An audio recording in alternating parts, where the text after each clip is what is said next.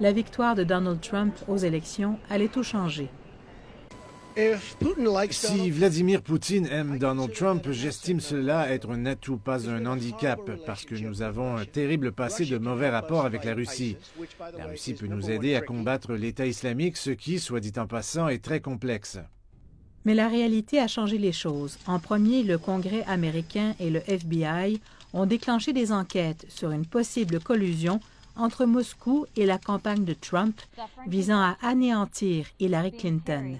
Et puis ces terribles images des victimes de l'attaque chimique perpétrée dans la province d'Idlib, ce qui a brusquement renversé la politique de non-intervention des États-Unis à une d'intervention. Si la Russie a une quelconque influence en Syrie, ce qu'elle prétend, nous devons les voir l'utiliser. Nous devons les voir mettre un terme à ces horribles attaques. Combien d'enfants devront encore mourir avant que la Russie ne s'en préoccupe? Donald Trump a commandé de manière unilatérale des frappes sur une base aérienne utilisée par les armées syriennes et russes. Les renseignements américains prétendent que l'attaque chimique originait de cet endroit. Les médias et les alliés des États-Unis qui souhaitent voir renverser le pouvoir syrien ont applaudi, mais plusieurs demandent quelle sera la suite. La Syrie affirme que sa souveraineté a été bafouée. Moscou a dit que les États-Unis ont attaqué sans véritable preuve, tout comme Washington l'avait fait il y a plus d'une décennie en Irak.